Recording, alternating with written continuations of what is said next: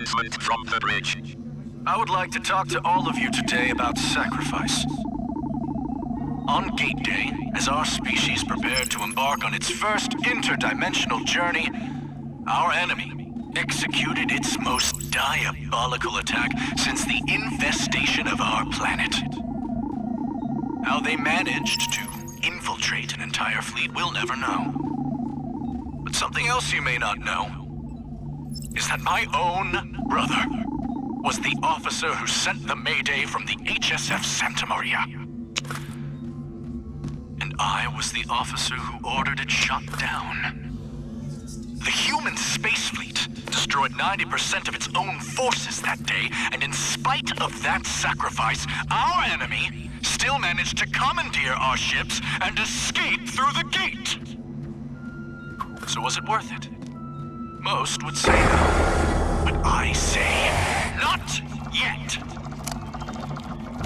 Why? Because we can still win this if we all make the sacrifice. Announcement concluded. Emotional support vehicles are available in the break room.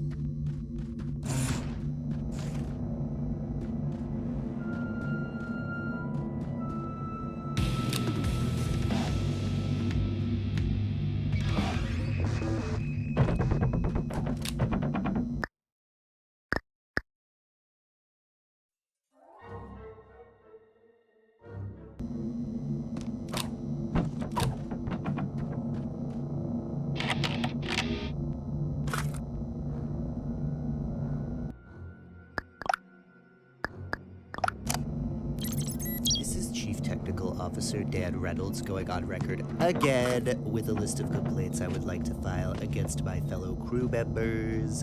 You'll find my reports detailed and alphabetically ordered, but allow me to save you some time. My team and I did not go through the trouble of transferring Darwin to the most technologically advanced vessel of all time just so a bunch of dullards could use him to play video games. At this rate, we're going to have to start reallocating Compound X just to keep up with the power demand. What we do here is gravely serious business. It's an interdimensional war against a race of super spiders, for crying out loud.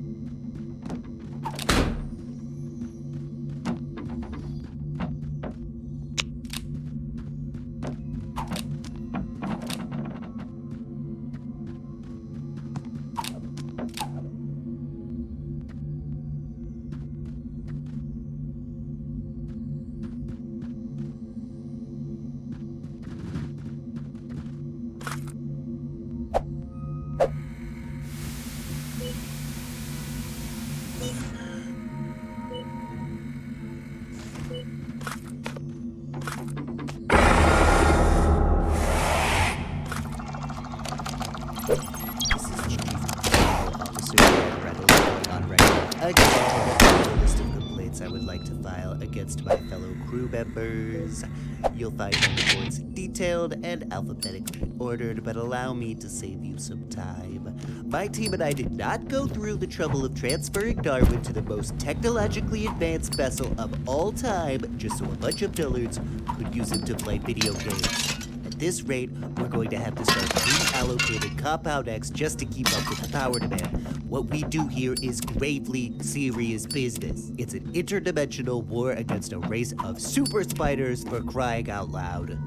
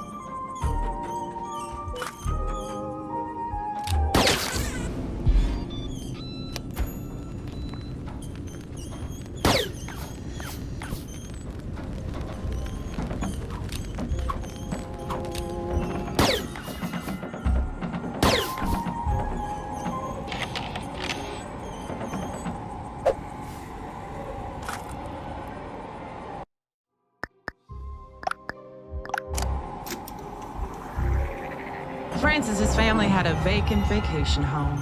It had stood empty since the passing of his mother, Sophia, and it was that emptiness that had lured him back. Like his mother, Francis was a terribly serious artist. He worked with hammer and chisel, marble and stone, and required the utmost focus when he sculpted.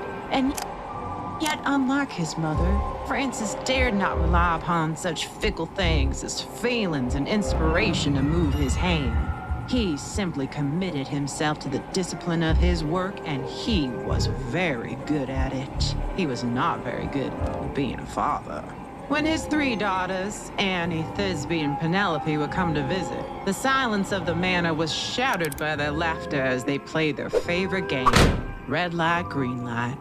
Francis liked the game better back when it was called statues. These days, he didn't like it at all. He suggested they play a new game. For every cobweb they dusted and spider they squished, he would pay them each 1 nickel. And the girls obeyed. One afternoon, while Francis rested his weary head, the girls spotted a spider in the upstairs hallway. They followed it into their father's studio, where it crawled all the way to the top of a tower in self-sculpture. With nickels dancing in their heads, the trio wheeled a ladder to the statue and climbed until they could climb no higher. From the tallest rung, they reached out their arms with swatters in hand, hoping for a satisfying squish.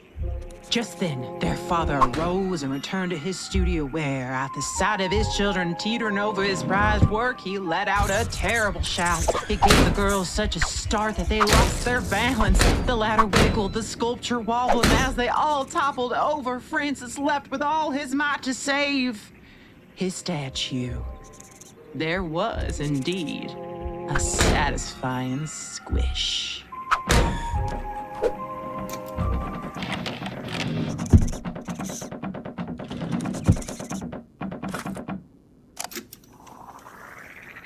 Francis's family had a vacant vacation. Manoir d'Artois was allegedly cursed, was evil through roof, walls, and floor. Nobody would ever dare call it a home, save for that odd duck, Theodore. Young Theo was bold, and his photograph sold at prices quite high, though he cared not for gold. Now, Theo enjoyed being out in the wild where the beasts and creatures did roar. Art's all about risk, he would say with a smirk, and going to places we shouldn't. I like getting right where the animals live and finding the shots others couldn't. As moccasins bite, as wildebeest fight, I focus my lens, I time it just right. So Theo embarked to the house in the wood where the rest of his family wouldn't. But what nobody other than Theo could know was that all of his pictures were staged. He frauded and pestered and bothered his subjects until they were nice and enraged. He'd poke with a stick, the shutter would click. As simple as that, all trades have a trick. And that was his plan as he walked to the docks with a spear and a chicken he caged. Young Theodore felt that he needed a test. He needed to catch something greater. With camera and tripod, he set up his shop, prepared for the swamp's alligator. The water was baited, he sat and he waited. The creature appeared, how he was elated. But just as he ready to strike with his spear, young Theodore spotted a traitor. A spider sat right on the lens. He shooed it away in a hurry, and yet it returned to the very same spot, like it wanted his photograph blurry. The man had enough. It was time to get rough with his back to the swamp Theodore.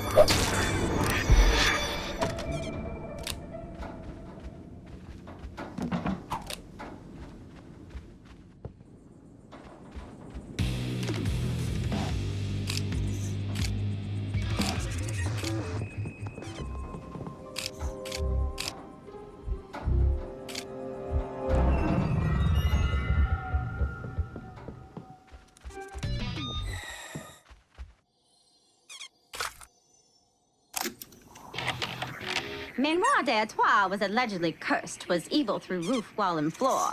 Nobody would ever dare call it a home, save for that odd duck. When Carl heard there was a death in the family, he was overjoyed. He had always gone to great lengths to stay in touch with his relatives, no matter how distant or senile or technically unrelated, because Carl was familiar with the age-old saying, "You can't take it with you." And he was happy to take whatever it was that they couldn't. In this case, it was a house. The last bit of evidence that Carl's family was, at one point, a family of status. They were renowned painters, sculptors, and photographers. Carl bought houses and rented them to short-term tenants. But this one was unlike any he had seen before. Even for an abandoned home, the interior contained an alarming abundance of cobwebs. What bothered Carl more, though, was that this home didn't seem abandoned at all. There were things that didn't quite fit. Dried meats and plants hung about the kitchen, an assortment of jars filled with elixirs. There was even an enormous cauldron resting beside a pair of ancient broomsticks. It was clear to Carl what he was dealing with. Squatters, he bellowed. If there was one thing Carl couldn't stand, it was people who thought they had some sort of right to a roof over their heads. Strangling his cell phone, he dialed a cleaning company, then a moving company, and even mustered enough strength to order a pizza. By the time the sun had set, Carl was ready for a good, undeserved rest. But he would not get it. Not that night or any night to follow. He would wake with a start to the sound of a broken grandfather clock chiming in the darkness, or to what he swore were whispers coming from the walls. Even Carl's waking hours brought him no respite, for no matter how much tidying had been done the day before, every morning brought with it more cobwebs. It was enough to drive a person mad. The last time anyone in town saw Carl, he was at the local hardware store, muttering to himself over tubs of insecticide, bug traps, and other violent delights. And as for the last time we saw him, well, that's a secret the spiders did politely ask us to keep.